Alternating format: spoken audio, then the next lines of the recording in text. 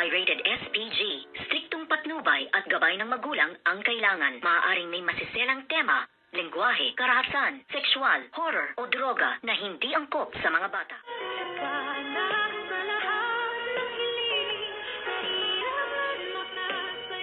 Good afternoon and welcome sa aking munting channel. Hindi na nga alam ni Doc RJ kung ano pa ang talagang gagawin dito nga sa kanyang anak-anakan na si Zoe dahil sobra-sobra na nga ang kamalditahan at kalokohang pinaggagawa na ito at lalo na nga at nagsalita na si Miss Lynette Santos ng katotohanan na si Zoe nga ang nasa likod ng kanyang muntik na siya ay masunog nga dito sa conference room dahil sa ito nga ang kagagawa ni Zoe dahil sobrang galit niya at ngit-ngit sa pagkawala nga ng kanyang mami demunyitang Moira, sa pagkawala ng kanyang minamahal na si Dax at sa pagkawala ng kanyang ipinagbubuntis na sana na magiging supling at kanyang magiging anak. At dito nga ay talagang tuluyan na siyang pinalayas si Doc RJ at sinabi nga na mag-alsabalutan ka na at kuhanin mo na ang lahat ng gamit mo dun sa Apex Medical Hospital dahil tinatanggalan na kita ng residency at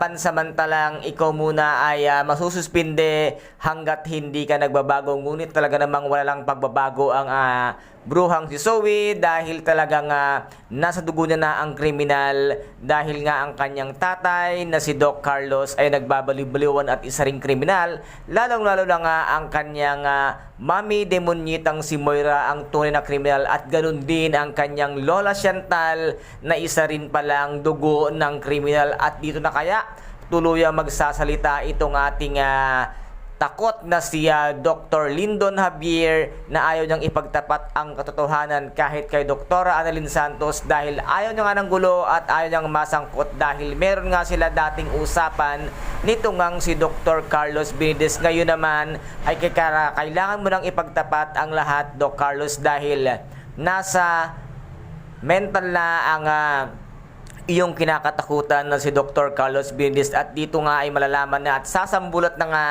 sa harapan ni Doc RJ ang katotohanan na si Zoe ay hindi niya nga tunay na anak. At dito nga ay magkakaroon ng konting galit ito ngang si Doc RJ kay Dr. Lyndon Javier dahil matagal niya na palang alam ang katotohanan, ay ngayon lamang siya magsasalita at ngayon niya lang ipagkatapat ang katotohanan. Ang lumalabas nga dito ngayon ay pinagtakpan ni Dr. Lyndon ang kalokohan nga nitong si Zoe, ket ito ang magiging sanhi kung bakit nga magigagalit ito ngang si Doc RJ kay Dr. Lyndon Javier. And guys, ito po ang ating pakaabangan ngayon dito nga sa abot kamay na pangarap na kung saan ay napaka-intense at kapanapanabik ng bawat eksena. At kung nagustuhan po ninyo ang aking videos for today, paki-subscribe na lamang po ng aking channel, paki-like and share para maging update kayo sa lahat ng gagawin kong videos. Maraming salamat po. Ingat, God bless and bye-bye!